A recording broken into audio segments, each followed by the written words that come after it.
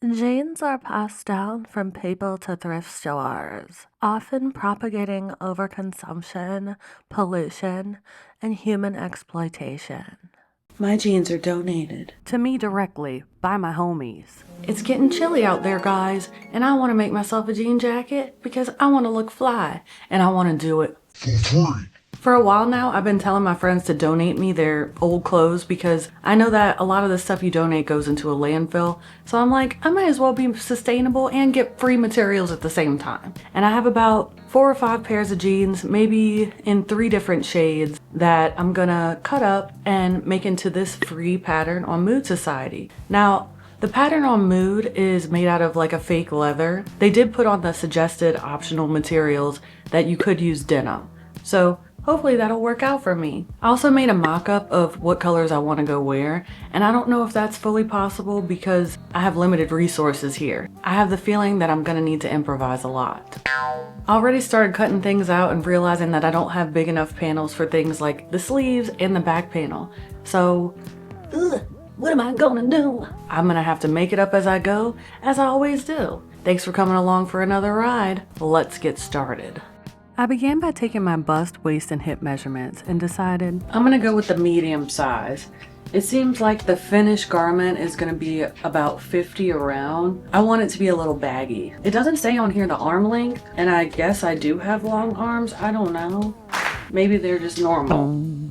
But according to my bust, waist, and hip size, it sounds like the medium is gonna work. Taking a look at how much fabric I had from each pair of jeans, I loosely plotted out the mock-up to decide which colors could go where. That was when I realized I think this is gonna be a pain in the ass to cut out, and it may take an entire evening. it actually ended up taking me about 5 days. Oh my god. So I'm gonna get started on that, starting with the big pieces and then making my way down to the smaller ones. I'm planning on working with 3 different jean shades. The dark fabric along the center front, the yoke, and the side backs. The medium one, this color, I'm gonna put as the collar, the button placket, the cuffs, the under sleeve, because the sleeves are made of 2 different pieces, the waistband, and the little pocket strips. And the rest I'm gonna do out of the lightest color, which is this blue. I recalibrated my projector and hoped to start with some of the bigger pieces, one being the center back, which is cut on the fold. I'm already noticing that I probably won't have enough fabric for the entire back. So I might have to do some patchy stuff later, but I'm gonna see if I could just cut everything else out first and then see what I have remaining. Because where there is a will, there's a way. I'm gonna start with the dark pieces. The point of people donating stuff to me is because they can no longer wear it. I mean, this has a big ass hole in the front. We can still make something work out of this because the back looks just fine. I'm gonna cut it apart, make this into booty shorts. For whom, I'm not sure exactly, not for me. I don't play that. No. I'll take it and pull it apart, then I'll have enough fabric for several pieces. Bear with me.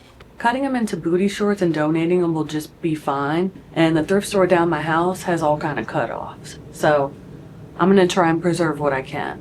That's some shorts for a cutie. I guess we'll see how heavy duty my machine really is, because even my electric cutter was like, no, we're not doing this. I cut the legs apart and only had enough fabric for the yoke and the back side. And I wanted to do the front center in this color too.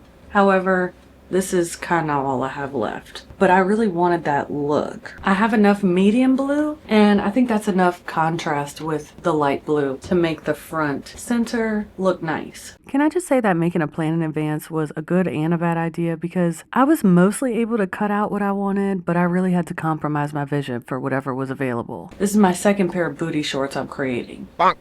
The fact that I'm making booty shorts instead of actually just using the entire pant leg is gonna be to my detriment, because I'm cutting it real close and having a seam rip the cuff off the end, which a lot of pants, the cuff is distressed, so I'm only getting that little 1/2 inch extra, and I'm not sure how that's gonna be. I might have to use this for something else small and then reassess, because it's not actually spanning the length of the center front. But that's what a baddie do.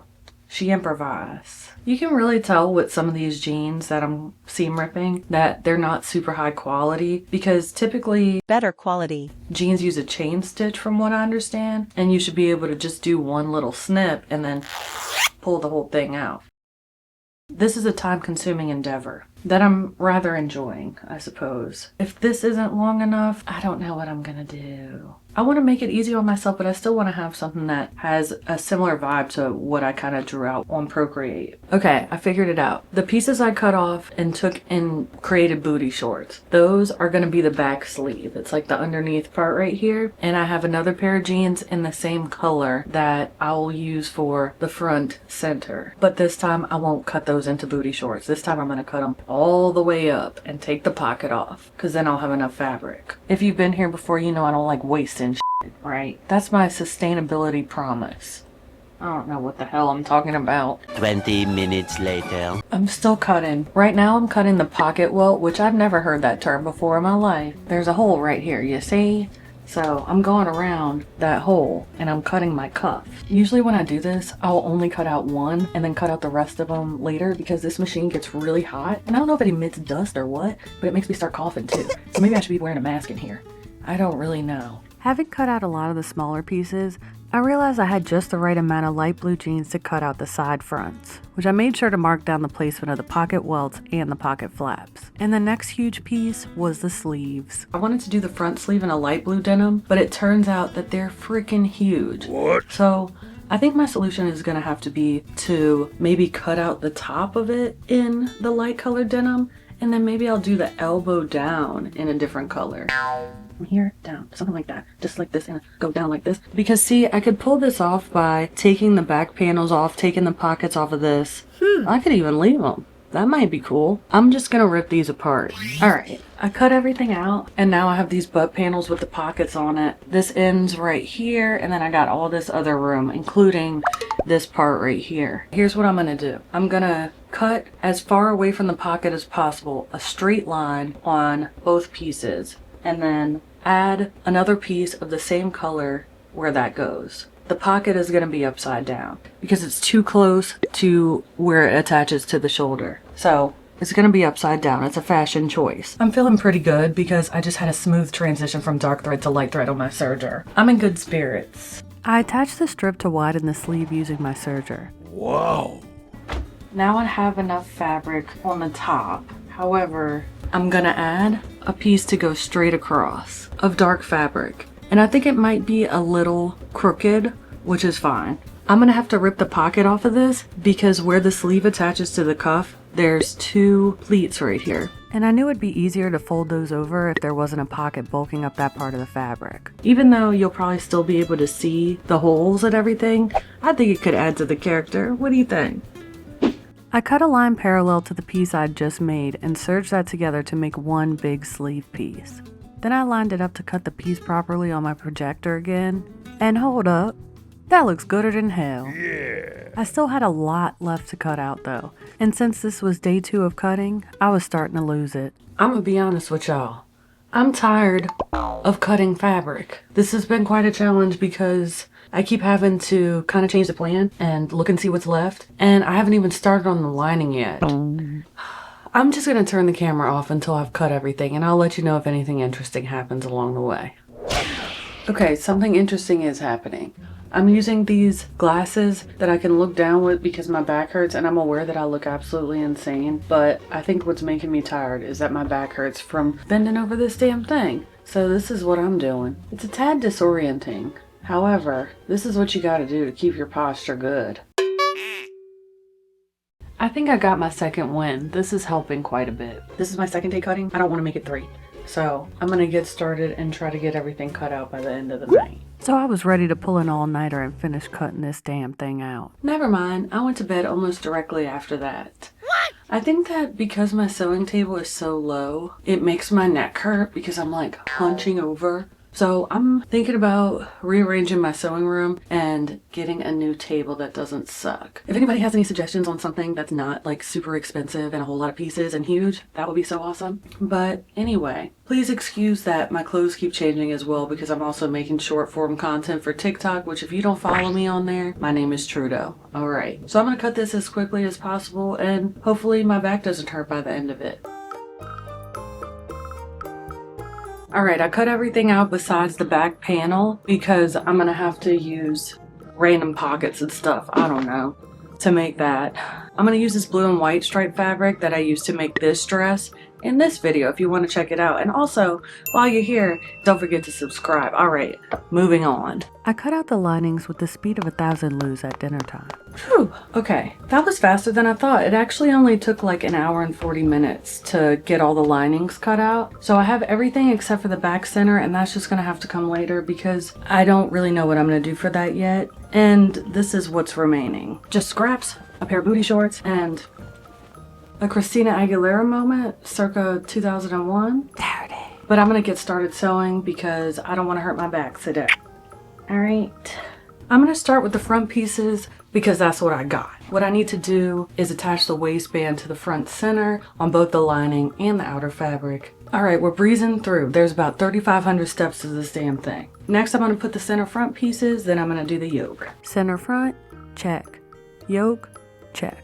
What's next is adding the pocket welts, and No offense to the person who made this pattern, but I had a really hard time following these instructions. Partially because I'd never done this before, but also I think there were things missing. I already watched a whole separate YouTube video on how to do this because I don't even know if I like cut out enough pieces. I'm going to follow a YouTube tutorial that I'll link here. See, what I think is that in the pattern, she meant cut 4, but she only said cut 2. Because even from this picture, you can tell that there's 2 pieces pinned to the outside. So I think she just forgot to fix the pattern. Because every other tutorial I've seen, there's 2. And I think she's a liar. Just kidding, I appreciate the free pattern, but I saw some mistakes. We have a visitor. What a goody boy. Oh, hello everyone, says Lou. I'm gonna try and find out if he knows how to do these pocket welts. Okay, he said do 4 of them. So here's what I'm gonna do. I already marked where the lines go. I have 4 of these pocket welts. I'm gonna put them like this, right in the center. I'm gonna sew along the long sides, cut in the middle with the 2 little triangle snips. That feels really thick. Open it up. Stop. Cut a triangle. Ugh.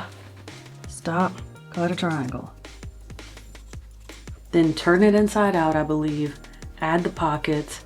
I laid the pockets on top of the pocket welt, and I'm supposed to stitch on the same line. And then I think I'm good. Damn, guess what? I did them backwards. It should be facing the other side. I'm not trying to be rude, you know, we're all just trying to make it. However, it kind of sucks ripping stuff out, so I think a friendly email with some suggestions would probably be good. Once I finish these pocket welts, I know that I can do anything. Okay, now I gotta flip everything to the wrong side and enclose the pockets. I don't know if I cut the pocket welts the wrong size, which doesn't really make sense, but this is really hard to get in here, and I'm realizing that this rectangle, the whole like slot, is a little bit too narrow to be able to fit this and sit properly because this is where it ends. I honestly think it's just the fact that I stitched the long edges a little too far, so I'm seam ripping some of those out because I think it might lay flat once I do that. I was right about that. See how it lays flat now? Whew, I'm not gonna lie, y'all, that was difficult, but I did it. What I have to say from that is that you want to make sure that the one that's going to be like flipped into the pocket fits into the rectangle properly, and you may have to cut the triangle a little bit bigger, as well as if you go too far on your original long stitches, you're going to have to rip some of those out until that part lays flat. If you're going to do this out of denim, I would be careful in this area because this triangle is really fragile. Now I got the 2 of these, a little wonky in the corners, but nothing a little not looking too close won't fix. Okay, pocket flaps, plain and simple. Right sides together, turn it inside out, stick it on the dang thing. I actually think I want to serge this edge. They have me just sticking it to the center front. I don't want this to fray. I also didn't want the pockets to fray, so I serged the edges of those as well. I attached the pocket flaps right sides together, then flipped over and top stitched them down. My next task was to place a heavy object on top of the flap to hold it in place, and I knew just the thing. Unfortunately, it was an animate object. Okay, so what about this back panel? I sifted through the remainder of the scraps I had left over, tossing out any zippers or bits that were going to be too small to quilt. Then I sorted those into color. So I have 3 different piles. I have a dark, a medium, and a light. And I'm gonna cut each piece as big as I can keep it and then see how many of each color I have. Then I'll try to make some sort of pattern. I trimmed off any crooked edges and started situating pieces on the floor, trying to keep a good mix of lights and darks in all areas of the panel. And this is what I came up with. I started serging the pieces together, making sure I was sewing them in the right order to keep the correct layout. I also checked repeatedly to make sure the seam allowances were facing the same way with each new panel. That way it wouldn't bunch up all funky like. Once I had a large enough panel, I folded it in half and reprojected the pattern. One thing about projector sewing is that it can be hard to see the lines to cut on, especially if the fabric has an undulating quality like this. So I marked the lines on the fabric, and once done with that, I finally felt brave enough to cut it out.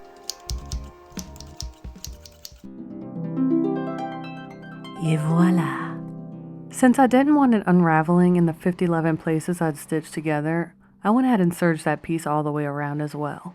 I'm pleased with this.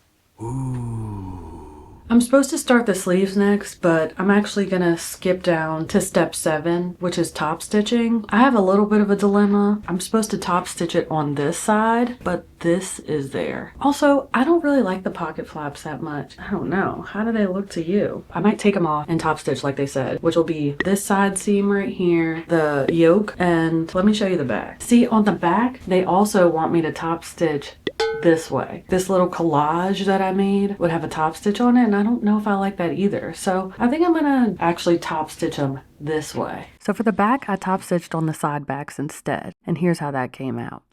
For the front, I unpicked the pocket a little bit and stitched underneath. Then I stitched the pocket back on. So here's the front outer panel with all the top stitching done. For the linings, I only top stitched down the waistbands since that was the only lining top stitching directed in the instructions. Now I'm going to put the sleeves together, the back and the front, and they told me to leave 2 inches unsewn. So I'm going to mark that on both the back sleeve and the front sleeve. I stitched the back to the front sleeve on both lining and main fabric, leaving the 2-inch gap open on all 4. Next up was to create pleats where the sleeve meets the cuff, which I'd marked earlier when cutting out the pattern. I stitched those down with a basting stitch because I hate pinning. I think I did those pleats correctly. However, I have to make sure that the cuff's gonna fit. I'm supposed to sew the entire side seam of the sleeve together and then put the cuff on. And if I'm wrong there, then I might have to adjust the pleats, which is probably why people pin. duh. The cuff actually was a little bit longer than the sleeve opening. Hopefully I'll still be able to fit yeah, I could still fit my hand in there. We good. I'm gonna stitch the cuff on, and then I think the sleeves are done. With the sleeves completed, it was now time to attach the shoulder and side seams of both outer and lining fabrics. And y'all know I had to try it on and do a little dance right quick. And so she pop it and shake it, drop it, don't break it. So now it was time to put the sleeves on. I did a whole lot of clipping for this part to make sure everything was fitting right, and did have to make a few adjustments, but I sewed those on to both the lining and the outer fabric, and here's that result. Whoa. Next up was attaching the collar, which to my dismay was somehow too short to fit. What the hell? I must have cut out the wrong size or something, I don't know. So I lengthened the collar by attaching more jean scraps to it. And even though I was highly skeptical of what I had just done, it worked out just fine. And now it was time for the button and zipper plackets. For that step, I had to sew them right sides together, clip the corners and turn them inside out, then top stitch them down. And now I'm doing the snaps. For the damn snaps, I was first supposed to mark locations where the snap hardware goes on the jacket.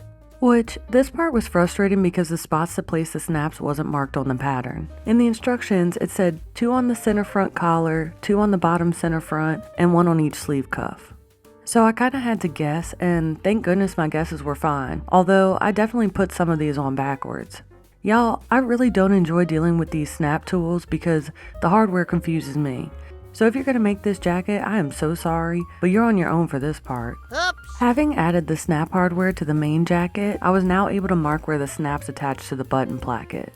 So I added the snap hardware inside the button placket, which I thought was a really cool idea. That way, the snaps wouldn't be visible from the outside, and I like that. For this next part, I had to begin attaching the lining to the main fabric, starting with the cuffs. So I put the lining inside the main fabric and reached in between the layers to pinch the cuff through to the other side. It was a little rough, mainly because pulling something through the layers can be a bit bewildering. But I did that and clipped around the cuff.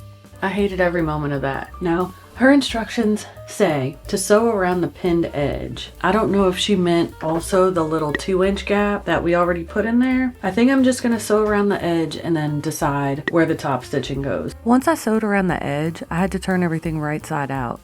And that's when I started getting mad as hell for no reason. So I pulled the sleeve out from the bottom here. What the hell? What the hell? Okay, I got everything right side out, and look how close this button is to the edge. I would have preferred it to be like kind of in the middle, but it's too late now, so. Okay, I did that wrong all around because now there's nowhere for this button to snap into. I made the mistake of attaching both hardware pieces to the outer fabric.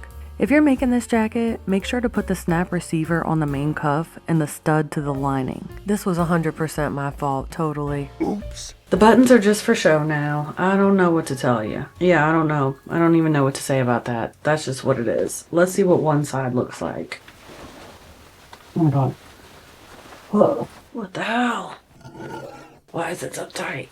I think it's twisted inside. Feels like one of those Chinese finger traps. And what a perfect metaphor for what I was going through in that moment. Okay, it's fine. I pulled the whole thing inside out. I need to just calm down. That is correct. I completed the cuffs. Here's what it looks like so far. I'm about to be in a great mood again real soon. Okie dokie. Now they want me to flip the jacket inside out, pin the waistband of the jacket right sides together, and sew a straight stitch across the bottom hem. Then flip it right sides out, measure an elastic, Cut it to a length that's pretty snug. stick that in there, sew 2 parallel lines on top of the elastic. I think the best way to insert this is just to go further than the center and stick it right on the inside right here. And I'm going to do 1 stitch here and on the other side with the other end of this.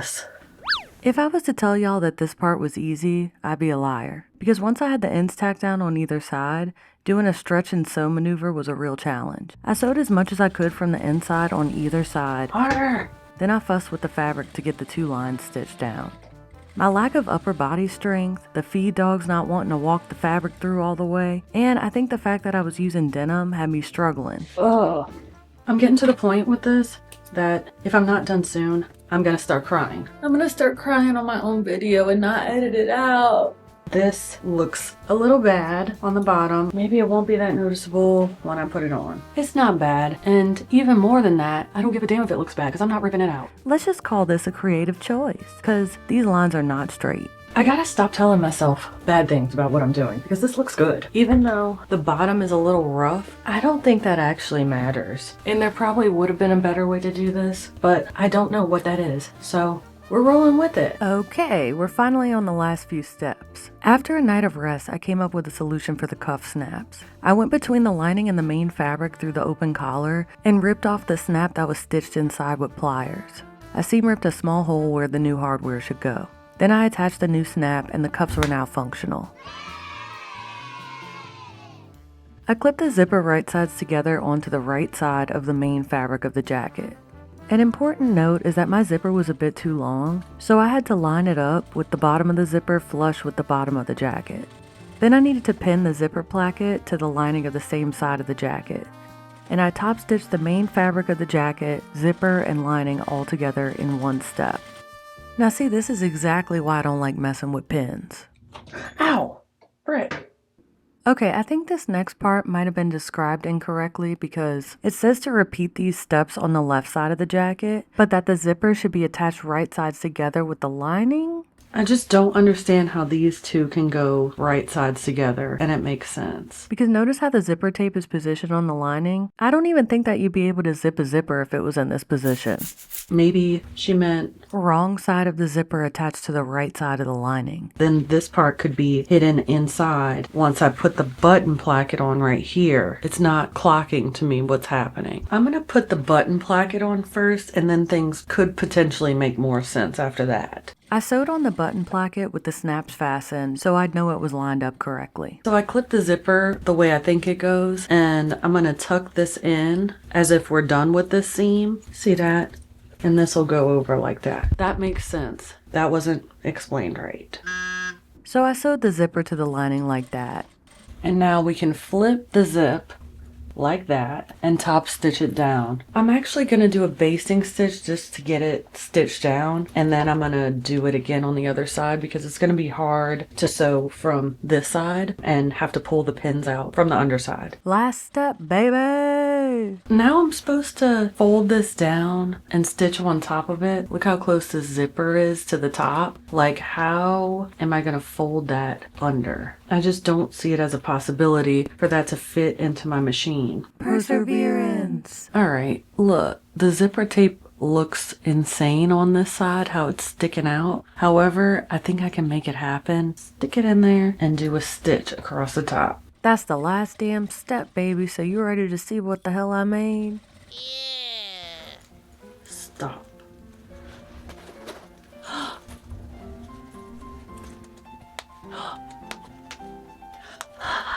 Alright, I'm about to go to a cat arcade with some friends, and I'm really proud of this. I want to wear it out. I'm gonna get the marker off. I gotta be somewhere in like 45 minutes. It's 66 degrees out, and I highly doubt I'll be needing all this, but I'm gonna let you know.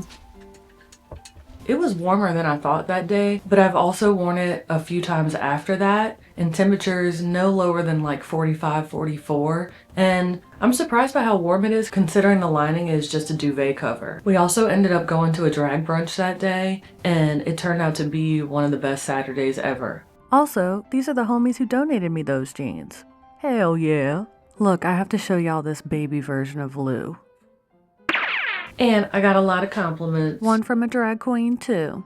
I think I'm gonna put this in my early winter jacket rotation and early spring when it's too damn cold and you're waiting for it to warm up outside. But other than that, here's what I learned. I had to ignore the grain line the entire time. I have not washed it yet, but I figure that since these jeans are already well worn, it's not going to be too much of a problem. I am not really sure, but it's not always possible to pay attention to the grain line when it comes to this. I'm not sure if I like these flaps. I probably will take them off. I don't know, they kind of do add something. Maybe if I would have done them in a different color, I'd be more excited about them. Or a denim that's not as stretchy because it kind of flips up. Also, I'm still somewhat of a beginner when it comes to making clothes, so when somebody is describing something, I need them to be so literal to the T for me to understand, because otherwise I'm gonna be completely lost for longer periods of time than what is normal. And maybe that's just me. I suggest that if you're gonna make this jacket, you should watch this video first, the one you're currently watching. And it looks like you already did that, so I think you're good to go. I'm just joking, but after I upload this, I'm gonna send a few friendly suggestions to the pattern maker because I think this pattern is so awesome and I want other people to be able to make it easily too. And that's about it for what I learned. If you enjoyed this, please go check out some of my other videos. Like, comment, subscribe, tell me what you think. Do you like what I did with the back? Do you have any suggestions for how I could have done the waistband better? That's a good question. And let me know if you enjoyed this style of video. It was somewhat of a pattern review, however, I didn't really know what I was doing the whole time, okay? And if you watched all the way through, hit me with a, oh my god, I love that. And say hello to Lou, because he loves being part of the videos too. And as always, thanks for watching. I'll see y'all soon. Subscribe.